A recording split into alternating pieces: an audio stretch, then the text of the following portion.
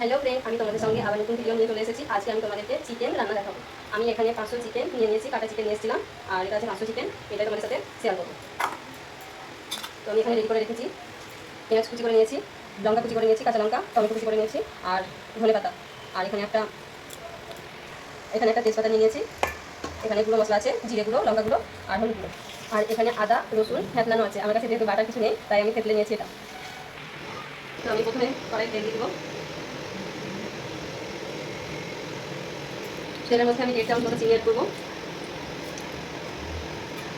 নাড়িয়ে দিচ্ছি এটাকে। এরপরে তেজপাতা দিয়ে দেবো। তেল রাখা পেঁয়াজ কুচিটা আমি দিয়ে দিচ্ছি।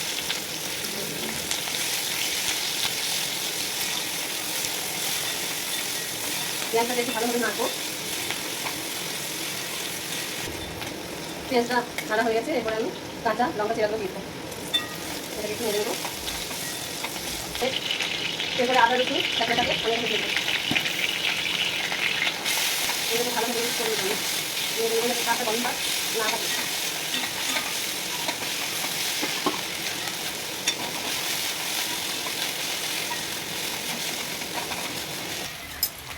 এরপরে কাটা টমেটোকে আমি এর মধ্যে দিয়ে দেবো। এটাকে একটু ভালোভাবে নেড়ে দেবো।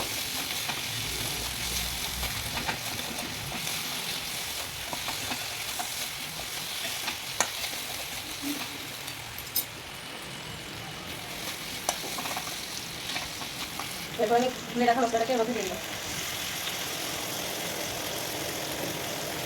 এটার মধ্যে হলুদ গুঁড়ো, জিরে গুঁড়ো আর লঙ্কা গুঁড়ো, মশলাটাকে আমি দিয়ে দিলাম। এরপরে এটাকে ভালো করে কষিয়ে নেবো মশলাটা, যাতে গন্ধ না থাকে।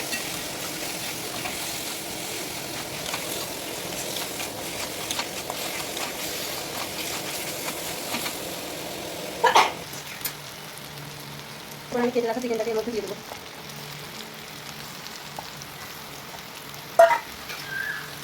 দেওয়ার পরে এটাকে ভালোভাবে মিক্স করবো মশলাটাকে চিকেনের সাথে।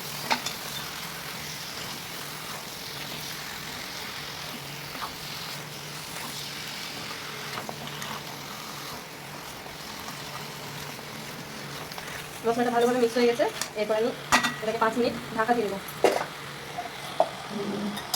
5 মিনিট হয়ে গেছে, আমি ঢাকাটাকে খুলে দেবো। খুলে নেওয়ার পরে একটু নাড়িয়ে নেওয়ার পরে আমি এর মধ্যে লবণ অ্যাড করবো।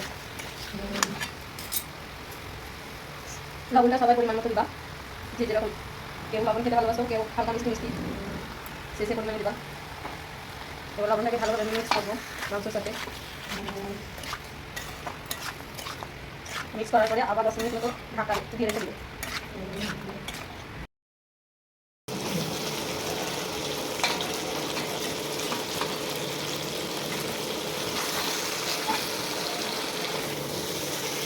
তো দেখো, মশলাটা আমি প্রায় কষিয়ে নিয়েছি, 20 মিনিট মতো হয়ে গেল।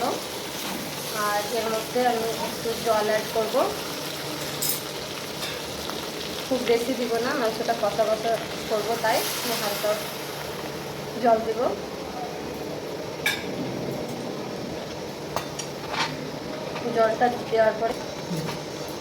জলটা দেওয়ার পরে একটু নাড়িয়ে নেবো। নাড়িয়ে নেওয়ার পরে এটাকে প্রায় 10 মিনিট মতো আবার ঢাকা দিয়ে রাখবো। আর আমি মাংসের মধ্যে কোনো জল রাখবো না, একদম কষা কষা করবো। মাংসটা যাতে সিদ্ধ হয় সে কারণে আমি একটু জল অ্যাড করেছি।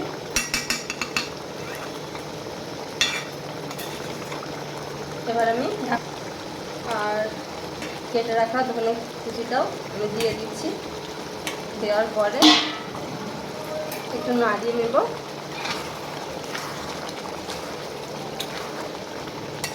নাড়িয়ে নেওয়ার পরে আমি এটাকে ঢাকা দিয়ে দেবো। ঢাকা দিয়ে দেবো।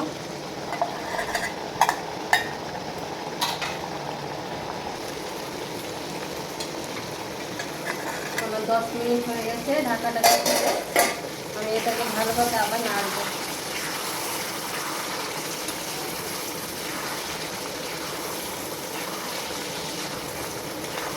যাতে সলে মশলা না লেগে যায়, পুড়ে গেলে গন্ধ ছাড়বে আর তিতো তিতো লাগবে খেতে।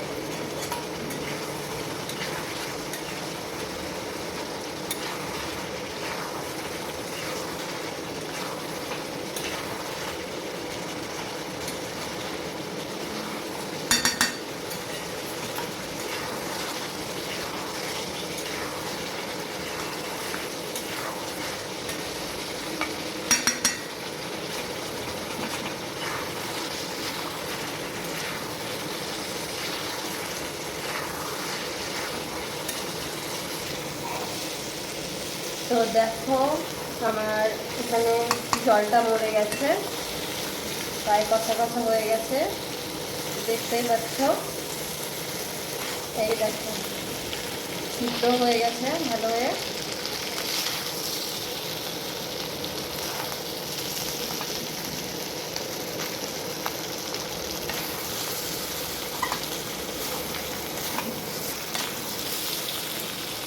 তো বন্ধুরা আমি এবার এটাকে নামিয়ে দিব।